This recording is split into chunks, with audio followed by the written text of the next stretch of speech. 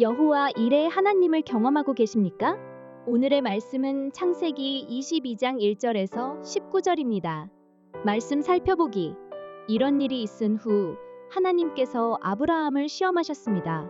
하나님께서 아브라함에게 말씀하셨습니다. 아브라함아, 그가 대답했습니다. 예, 제가 여기 있습니다.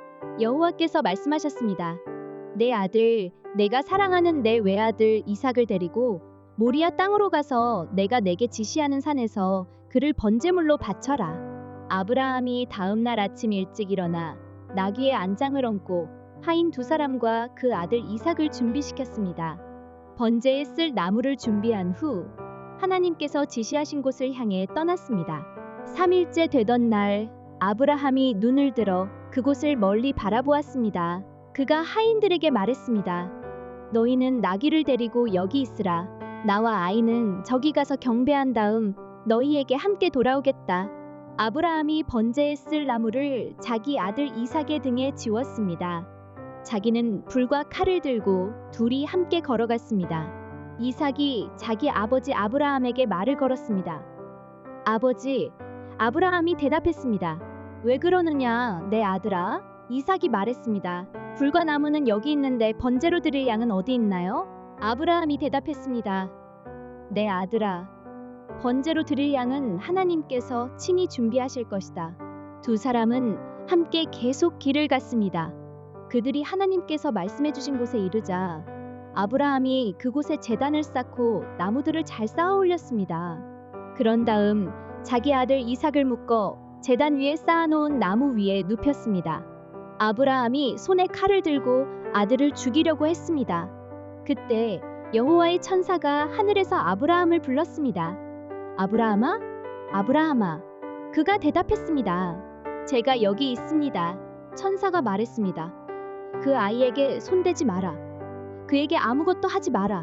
내가 내 아들, 곧 내 외아들까지도 내게 아끼지 않았으니 이제 내가 하나님을 경외하는 것을 내가 알았노라. 아브라함이 눈을 들어보니 순양 한 마리가 덤불에 뿔이 걸려 있었습니다.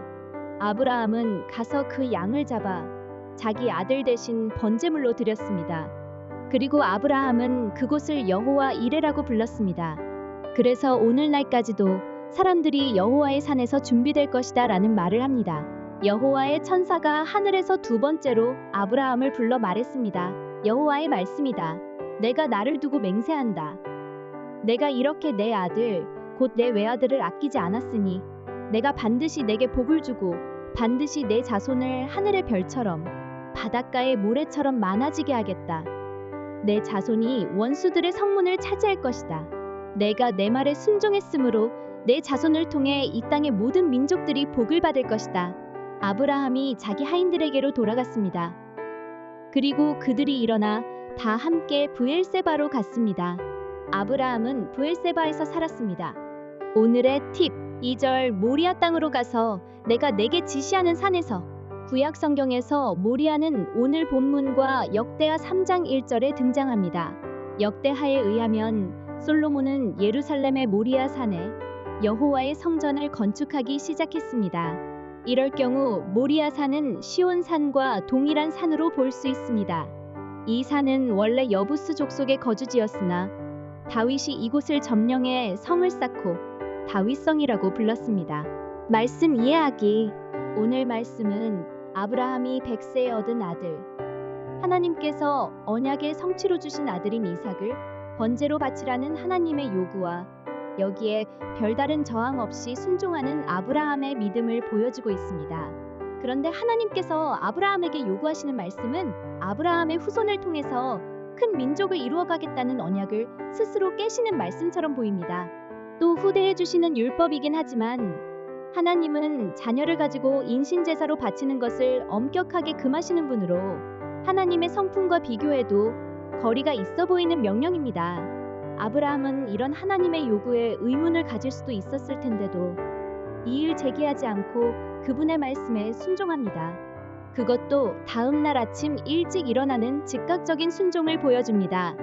아브라함은 하인들에게 너희는 나귀를 데리고 여기 있으라. 나와 아이는 저기 가서 경배한 다음 너희에게 함께 돌아오겠다고 말합니다. 또 불과 나무는 여기 있는데 번제로 드릴 양은 어디 있나요? 라는 이삭의 물음에 내 아들아, 번제로 드릴 양은 하나님께서 친히 준비하실 것이다 라고 답변합니다. 아브라함은 하나님께서 요구하신 이삭을 번제로 드리라는 말씀을 다른 사람들에게는 전하지 않습니다. 아브라함이 어떤 의도로 이렇게 했는지는 성경에 나오지 않지만 결국 이 말대로 모든 것이 이루어졌습니다. 아브라함이 이삭을 번제로 바치려 할 때 여호와의 천사가 아브라함을 급하게 말렸고 내가 내 아들 곧 내 외아들까지도 내게 아끼지 않았으니 이제 내가 하나님을 경외하는 것을 내가 알았노라라고 말씀하셨습니다. 그리고 아브라함은 덤불에 뿔이 걸린 순양 한 마리로 이삭 대신 번제를 드렸습니다. 그리고 난 후 그곳을 여호와 이레라고 불렀습니다. 아브라함의 고백을 통해 사람들이 여호와의 산에서 준비될 것이다 라는 말을 하게 됩니다. 아브라함의 행동과 고백을 통해 여호와의 천사가 다시 한번 아브라함에게 언약하십니다. 그리고 창세기를 읽는 모든 사람은 이 언약이 이스라엘이라는 민족으로 성취되었음을 인정합니다. 히브리서 기자는 이 사건을 가지고 아브라함은 하나님께서 죽은 사람도 살리실 수 있다고 생각했습니다 라고 고백합니다. 아브라함은 하나님이 어떤 분이신지 알았기에 기꺼이 순종하며 믿음의 조상으로 하나님께서 약속하신 것을 받을 수 있었습니다. 아브라함의 믿음으로 하나님의 백성들이 생기게 되었고 아브라함이 여호와 이레를 고백했던 그 산에 하나님을 향한 성전이 세워질 수 있었습니다.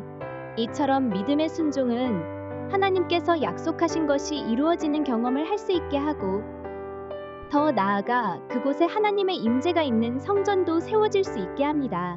말씀 따라 살아가기. 여호와 이레를 경험하기 위해 내가 하나님께 순종해야 할 일은 무엇입니까? 말씀대로 기도하기. 하나님의 말씀에 순종해서 선교사의 삶을 살고 계신 모든 분들이 여호와 이레의 은혜를 경험하도록 함께 기도합시다.